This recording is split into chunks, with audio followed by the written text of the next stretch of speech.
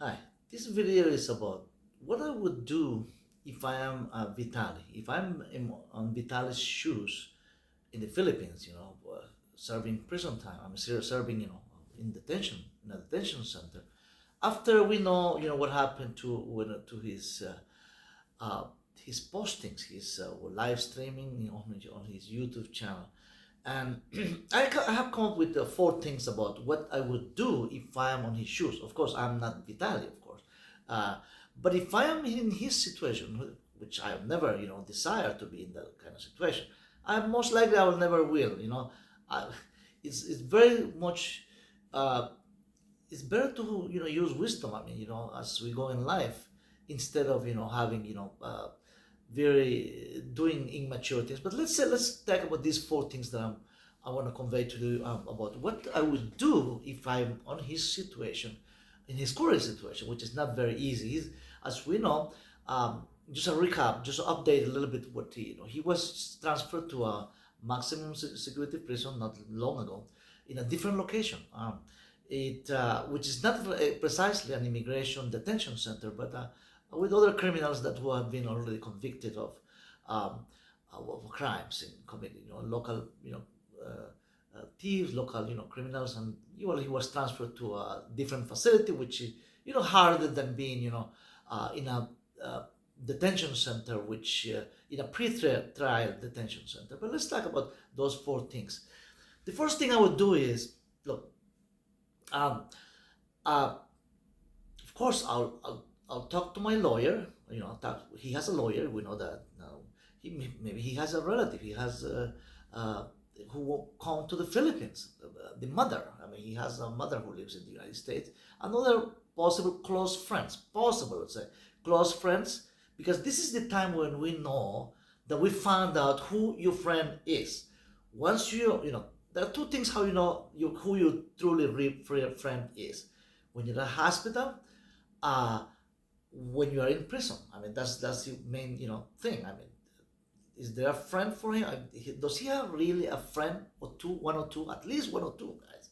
But of course, that's up to him. What's his situation is going to come out. But if he has relatives, even his lawyer could write a letter to the Filipino cardinal, who is just about, his name is Luis Antonio Tagle. He's a Filipino cardinal, very young, at young age, 67 years. It's a young age for a cardinal. He's a Catholic cardinal. That just a few days ago, we know that that the Pope Francis died in the Vatican, right? And now the cardinals, the over 120 cardinals, which is he is one of them. Cardinal, the Catholic cardinal, Luis Antonio Tagle is one of the over 120 cardinals going to elect the new pope. And guess what? He's one of the front runners to become the new pope.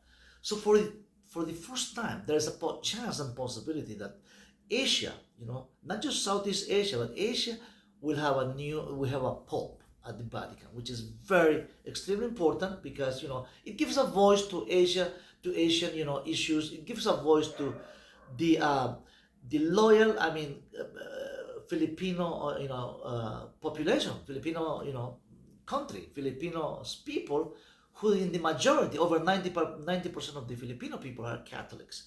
So this is overwhelming. Is people are, some people are rather celebrating in the Philippines. I'm with them, with the Philippines, right? There is a joy in many Catholics, not just Catholics, people of all faith, in the Philippines, I'm talking about. Of course, in Asia in general, Latin America too. Latin America has similar life story with the Philippines, similar developing country, similar struggle issues. So, thinking about how his lawyer or his family, close relative, family member, can send a letter asking for lenience, asking for mercy, asking to produce. This letter could be directed to the cardinal at his Manila office in the city of Manila, the capital city, at the Cardinal's Luis Antonio Tagle office. Now that he's still a cardinal, of course, when he becomes a pope in a few days, which is going to take place a week, the conclave, uh, most likely he's going to become a pope. There's a very good, almost not 100% chance. I don't want to say that, but it's very good chance that the next pope is Asian. That he's the one. He's the front runner at this moment. So a letter from The future Pope, think about that. A letter from the future Pope, from the Cardinal, Luis Antonio Tagle, directed to the Filipino government, the Filipino justice system, in which they can ask for, mercy, leniency. You know, uh, the Filipino government is the expression of the Filipino people. The Filipino people are very welcoming people with foreigners. They're welcoming. They're very compassionate people. We always say the Filipino people are very family oriented people. So this becomes not just a prank issue that he violated. Yes, he did. I'm not making excuses here about what he did. It was wrong what he did. I'm gonna say it again. It's wrong what he did. The evidence suggests that he was wrong. That's some violation of the law. But asking, produce a letter asking, recognize, of course, that there's wrongdoing there, to recognize that, right? But to ask a letter that can be sent to the Filipino government, I mean the justice system, in which they can ask for leniency, for mercy, but of course before that happens, couple more things needs to happen, of course, and I'm going to talk about that in a minute. But this could be very important. This could be a very important because the Catholic Church is very influential in Filipino lives. I mean, in the life of the country. Of course, the opinion of, I'm not saying here make an exception or give privilege to somebody who did wrong. I'm not saying that. I'm here for justice also. Justice needs to be done in Vitaly's case, in this YouTuber who got in trouble in the Philippines. Justice needs to be done. But asking for leniency, for clemency, for mercy, is not asking to make an exception of the rule of law. The law needs to be upheld. But asking which means that could be a reduction of sentencing, or that could be a forgiveness. To forgive. Just give him like a community service. He can serve some time serving. Cleaning the street.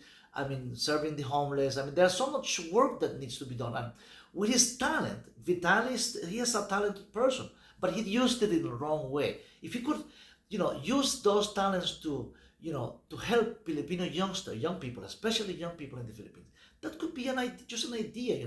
Produce a letter to ask for clemency. If I am on his shoes, that's what I would do. Now, but did I say the first two things need to happen for that? From Vitaly. Now it needs to come from his heart, from Vitaly, from the YouTuber, Vitaly. The first thing is that repentance. He needs to recognize, his wrongdoings. He needs to approach and tell the truth. I mean, the thing about him, in his previous court appearances, where he's mocking, he's laughing, he's mimicking, he smiles, he's like doing don't giving importance. He's not giving importance to the court system. This is not serious thing. I think this is a very serious thing. So he needs to first recognize that he was wrong for that too, to be disrespectful for the judge when he in his last court appearance. He needs to recognize that he was wrong by offending the Filipino people as a country. That's it. The general offense is to be disrespectful, right, to the Filipino people as a whole. That's the general offense. That at the country, of course, he mimicking. All the pranks he did was like a putting the Filipino people on like a second-class citizen just because he's maybe from a Western country. Of course, he's from original from a Western society, now living in the United States. So there's a tendency to put in a lower scale or lower status people from Southeast Asia. The same thing happens in Latin America. I mean, from Western, citizens sometimes. I'm saying sometimes. Sometimes they put down a little bit, the Latino community, but that's a different issue. But I would do, if I am Vitaly, I would do that publicly, write a letter, publicly publish send a letter publishing on his, on his account and on his channel that he's very sorry. Genuinely, it has to be genuine. This has to be fake just to gain, to make points. I mean, to gain points, not just because it's convenient, right? To say I'm sorry, right? people know that people know when it's fake when you say, I'm sorry, or I'm sorry, well, I apologize. I mean, it's those expressions are fake expression. Where we see in Western, in Western society, we see so millions of times. I have seen it so many times. People say I'm sorry, but doesn't mean that they're really sorry. Or people apologizing for things that they don't mean that, especially politicians. But people in a regular, setting do that too. But if he's really genuinely sorry, that comes from his heart, that there is a repentance, there is, there could be forgiveness. There could be forgiveness, if his letter, if his presentation, if there's a video presentation, even one of his visits of his lawyer, maybe they allow them to take a video. I mean, look, a cell phone just to have a little recording, 5 minutes, 10 minutes recording, apologizing to the Filipino people as a whole, to the country, that he did wrong, that he's sorry, but genuinely sorry for what he did. If that could happen, if he was advised to do that, and if he's really feeling that, people will notice. I mean, if he's faking it on camera, people will see it. So that could be even worse, right? But if he really thinks, now he has the time. Now he's been in detention for a couple of weeks now, so he has plenty of time on his hands to think about what he did, and that this is not a joke. This is not a joke. And even his his pre-trial just started, but it's take a couple of years before he goes to real, trial to the sentencing, part of the process. But in the meantime, his lawyer or his family members, or he was a friend, close friend, could do that, to try to, and try to apologize to the Filipino people. Tell I'm sorry that he's really sorry for what he did, because there are general offenses, like he did offend the Filipino as a country, and then there is a particular offenses to individual. What I call, that's the third thing. The number 3 I'm calling. The third offense is that individually he offended the security guy. Remember the lady that he said, I'm gonna rob you. Remember, and the stealing of the police car. These are individual, offenses that took place to individual people, to real people. Those, for him, was a prank, but for the other people wasn't. Obviously, it wasn't, because, well, the accusation, the charges came on, right? The charges came on. I mean, came on just about when, of course, he needs to personally apologize to them too, Senator, and pay. I mean, they have to settle. I guess they have to settle down. There could be an offering to settle. And not everything is about money, and that's the reason I'm saying that he needs to apologize to them, in a letter, or have produce a document where he can really truly apologize to these people, to the people he offended. Look, is this the result of what he did, which we know was wrong? Did somebody die? No, it wasn't. Nobody got stabbed, right? Nobody's in the hospital because of what he did. Nobody's, in the cemetery. I mean, at the cemetery, nobody died. I mean, so it's not like a precisely. It was bad, but not like a big, huge felony. Of course, it's a violation of the law, the Filipino law. But nobody died. Nobody starved to death because of his offenses. I mean, what he did, and even the personal, personal issue in which he offended, real individual people, the Filipino, those people who appeared, who were on his show. I mean, which they weren't laughing. It wasn't a joke for them. It was a joke for him, and of course, it seems that it was a joke for him. He's almost like 10,000 subscribers in different social media platforms. But all these, everything that happened, I mean, they were watching. 35,000 people live streaming. When he was live streaming in one of the cases, 35,000 people watching live these events. I mean, think about that. Not any YouTuber could have that kind of following. So of course,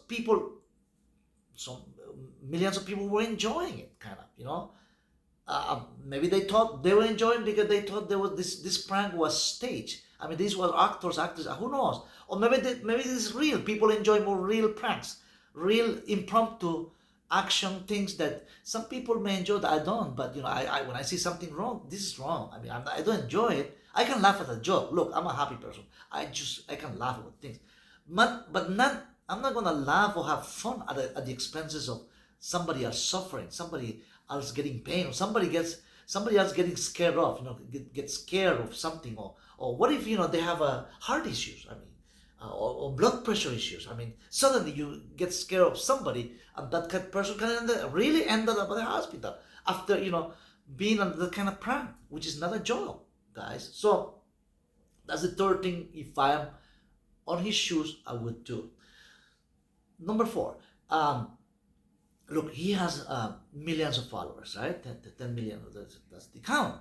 And maybe now more. Maybe he is gaining sympathy for the empathy. His sympathy meaning like he's getting, look, if possible, he's getting more subscribers. I mean, he's not posting, of course, he's in jail, he's locked up. He's not, but many people are, but his fame became, he was already very much famous, but with the thing, with him being on the news cycle almost every day, exception for the situation, what's going on, with what happened with the Pope at this moment in the Vatican, that the Pope Francis died. But the situation he's been on the mainstream media also at a point in which even the Filipino president took the time to make comments about him. I mean, think about that. The Filipino president is the president of over 120 million people, and he took the time, a few minutes, to make comments about of his situation, in which the president, Filipino president, was mentioning, I mean, making the comments that this is gonna be an example for all YouTubers. Of course, it's an example to follow. I mean, not an example what not to do if you are in the Philippines. Or I'm in the Philippines. Anybody of us can be, in the Philippines. What not to do? We should be respectful local customs. We should be respectful. This could be any country, not just the Philippines. Anywhere we go, in Laos, Thailand, Laos, for instance, has strict rules and laws about that. South America, some South American countries are very concerned, very much, and they don't allow, too much thing going on with social media in public, especially public areas, or even private situation, in private situations. So we have to be very careful as a YouTube, what we are broadcasting, the message is.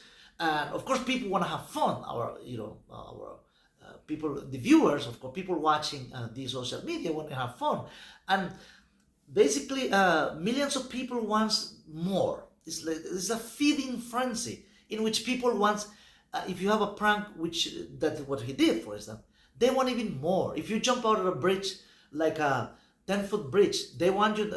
If the YouTuber is jumping out from a 10-foot high bridge, and nothing happens. I mean, like, he managed to do the stunt. Some people will enjoy that. I don't know. But now the next thing, people want 100 feet. They want more extreme. They want more excitement. And millions of people find excitement in extreme situations like that, and it's feeding the idea of that the YouTuber who's broadcasting these events. They want to do more because they want to feed. They want to like a fill that God that thirst and hunger for more, which is I don't think agree with that. I mean, you drop your comments if you disagree with me, but I don't think that should be the way YouTube or social media was meant for. But well, it's still it's allowed, and some people doing it, of course, and of course for viewers. I mean, for more clicks, for more following, which is I wouldn't risk my life for that way, in a way that Vitaly did in the Philippines. He knew, most likely. I'm not saying, I can't read his brain, his mindset, but I don't think most likely he knew. I mean, somebody advised him, they give him advice. Look, do this in the Philippines or Manila. This is a different country. This is not like other countries in South America or Brazil, where he went and did a few things. He got in jail. He was caught for a day or two. He paid the fine and got out of it. I mean. And he thought that was going to be the trending, and going from one country to the next country, just pay the fine. I mean, you can pay $100 fine, couple nights in jail, that's nothing, right?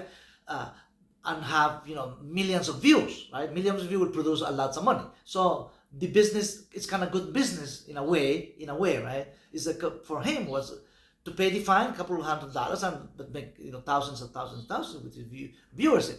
But guys, the next number 4 I say is that with with 10 million followers he has, I mean membership or subscribers, he can have a signature drive, petition drive, right?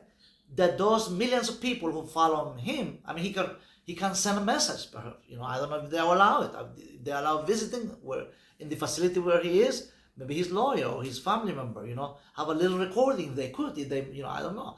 But with supervision, even those recordings could be made with the supervision of the penitentiary, with the prison system where he is. I mean, just to make sure that what he's saying is okay. I mean, it's approved by the guards. I mean, by the prison system in the Philippines, by the government even. In which he can ask his followers. He has 10 million subscribers, in which he can ask them to send a petition for clemency, for mercy, for leniency, for forgiveness for Vitaly. If those millions of people are his followers, right? That they sympathize with him. They have been enjoying those videos for years. Remember that his career in YouTube didn't start yesterday, not even last year. He started 12, 15 years ago. So most likely he has millions of people who like him, like the way he is, which is okay. I'm not saying don't like him. I'm saying that the situation what he's confronting at this moment. But there could be a petition drive, right? Online petition, because how are you gonna do it? Online petition drive to the Filipino government, to the prison system, to the judge, I mean, to the court system, in which these millions of people can ask for clemency, for leniency, for mercy, so they can have mercy on him. I mean that of course, remember the second condition was that he really truly has repented. He repented of his sins in a way. I want to say it that way, but that he's really sorry for what he did. And remember, I just mentioned not long ago that nobody's dead because of what he did. Nobody's at the hospital, as far as I know, or because of what. Of course, the Filipino people got offended. Of course, billions of people are very much offended, and this is an example they want to set for the rest of YouTubers who wants to do YouTubing. People, the country is very welcoming for YouTubers. People come from all over the world to filming them. Even Filipino people too. There are millions of YouTubers in the Philippines filming this kind of stuff, this kind of events. I mean, live streaming and all the other kind of, but not to some of them some extreme, but they have to they have to go with the law, I guess. But for visitors, for foreigners, this is a wake up call. That so that's the four things I wanted to give you. I mean, if and the talk.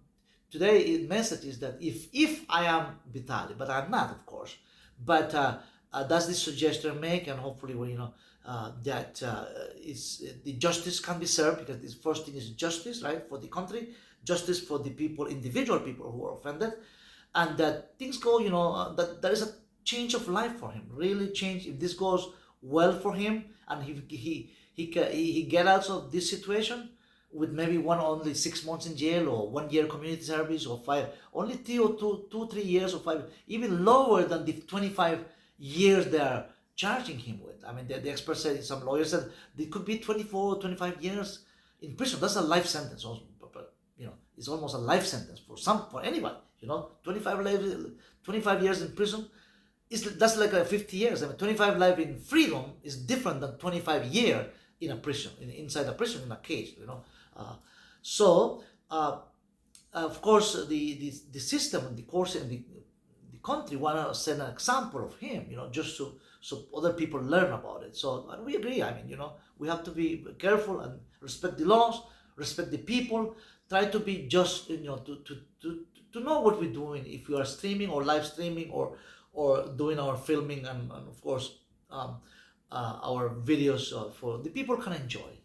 So thanks for watching, guys, and I'll see you in the next video. Subscribe if you haven't subscribed. If you like this content, please give us a thumb up too. Thanks, and have a great day, and God bless you all. Take care.